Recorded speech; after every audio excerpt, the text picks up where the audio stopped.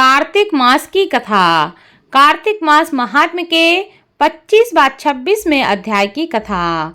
नमस्कार भाइयों बहनों, जय मां गायत्री। आप सभी का मेरे YouTube चैनल शुभकर्मा ही अष्टो में स्वागत है। आज के इस वीडियो में सुनते हैं कार्तिक मास महात्म्य के 25/26वें अध्याय की कथा। पिछले अध्याय में आपने सुना था कि धर्मदत्त उस राक्षसी से क्या कहते हैं। उससे आगे की कथा।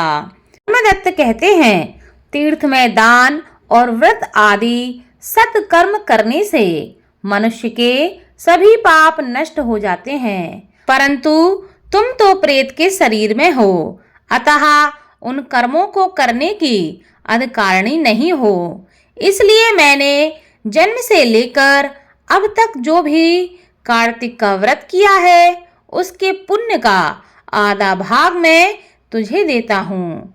तू उसी से सदगति को प्राप्त कर सकेगी।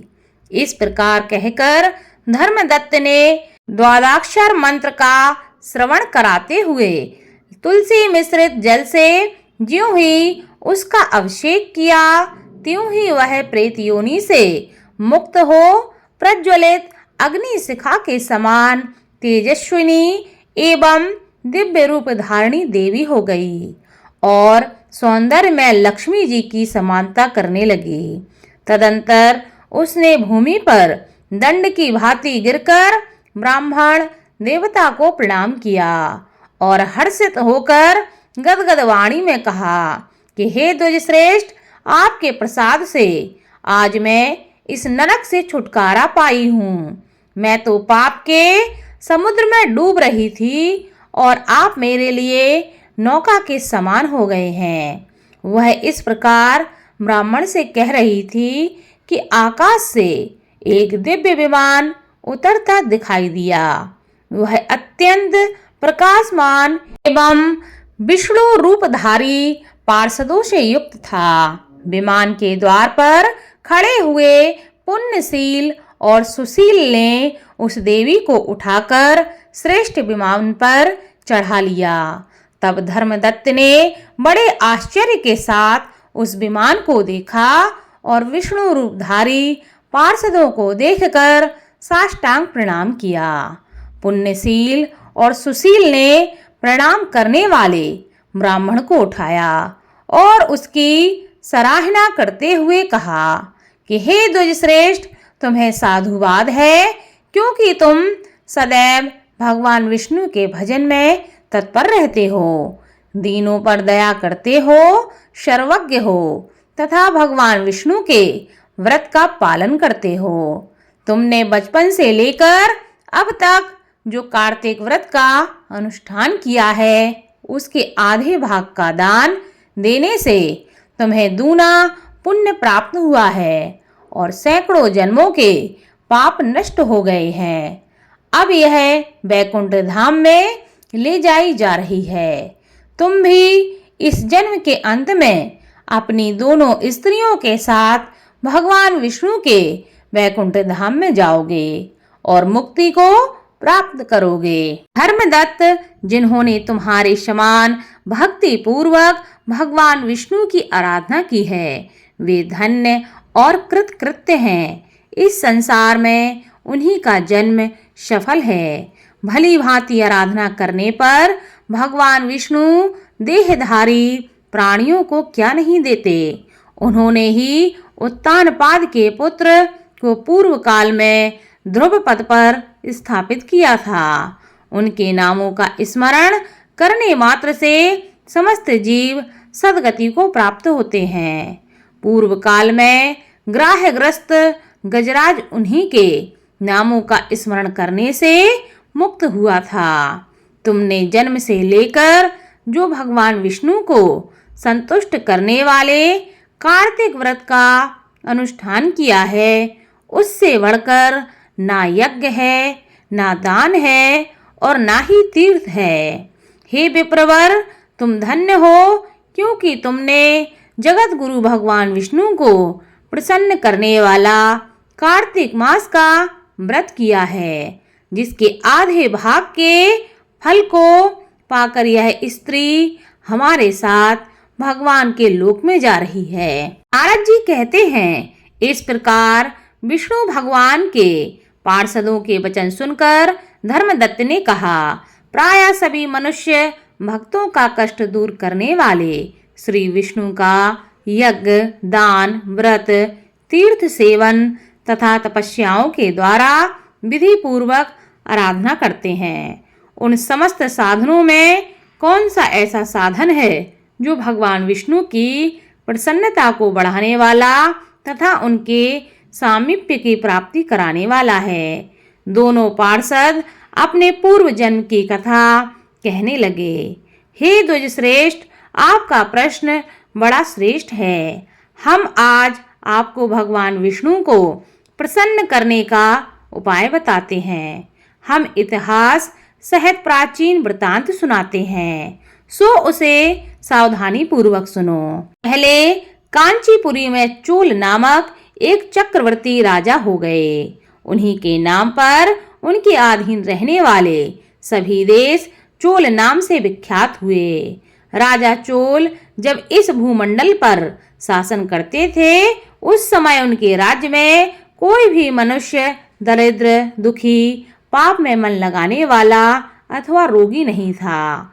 एक समय की बात है, राजा चोल अनंत शयन नामक तीर्थ में गए, जहाँ जगदीश्वर भगवान विष्णु ने योग निद्रा का आश्रय लेकर शयन किया था। वहाँ भगवान विष्णु के दिव्य विग्रह की राजा ने विधि पूर्वक पूजा की। दिव्य मणि, मुक्ता फल तथा सुवर्ण के बने हुए सुंदर पुष्पों से पूजन करके साष्टांग प्रणाम किया। प्रणाम करके ज्यों ही बैठे, उसी समय उनकी दृष्टि भगवान के पास आते हुए एक ब्राह्मण पर पड़ी, जो उन्हीं की कांची नगरी के निवासी थे।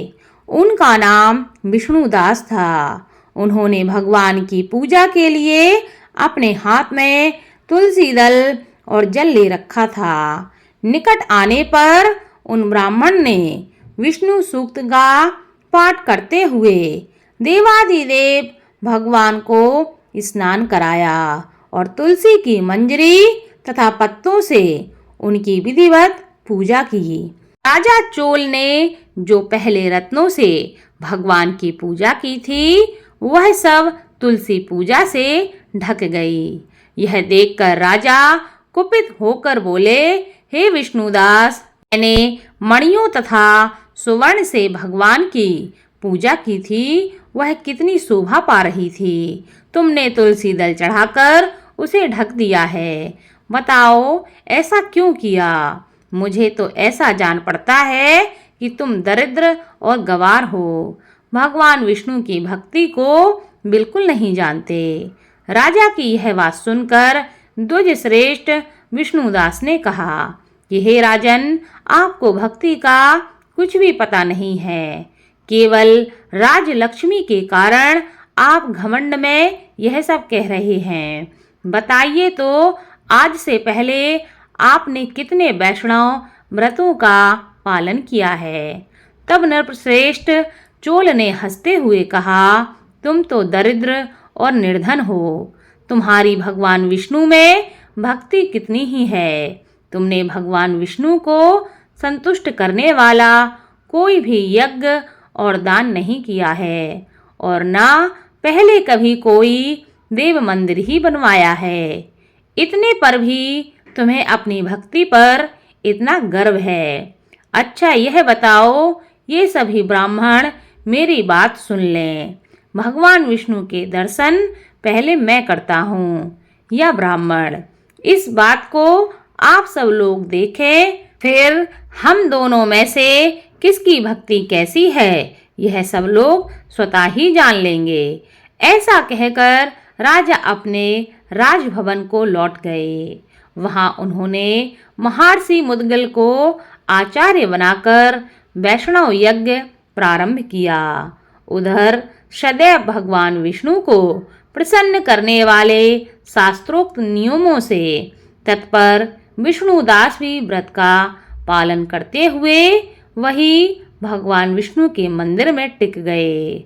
उन्होंने माघ और कार्तिक के उत्तम व्रत का अनुष्ठान, तुलसी वन की रक्षा, एकादशी को द्वादशाक्षर मंत्र का जाप, नृत्य, गीत आदि मंगलमय आयोजनों के साथ प्रतिदिन षोडशोपचार से भगवान विष्णु का पूजन आदि नियमों का आचरण किया। वे प्रतिदिन चलते फिरते और सोते समय हर समय भगवान विष्णु का स्मरण किया करते थे। उनकी दृष्टि सर्वत्र सम हो गई थी। वे सब प्राणियों के भीतर एकमात्र भगवान विष्णु को ही स्थित देखते थे। इस प्रकार राजा चोल और विष्णुदास दोनों ही भगवान लक्ष्मीपति की आराधना में संलग्न थे। दोनों ही अपने अपने व्रत में स्थित रहते थे और दोनों की ही संपूर्ण इंद्रियां तथा समस्त कर्म भगवान विष्णु को समर्पित हो चुके थे। इस अवस्था में उन दोनों ने दीर्घकालीन समय व्यतीत किया। इसी के साथ कार्तिक मास महात्म्य के 25 व 26वें अध्याय की कथा संपन्न हुई। आगे की कथा आपको अगले अध्याय में सुनने को मिलेगी। धन्यवाद।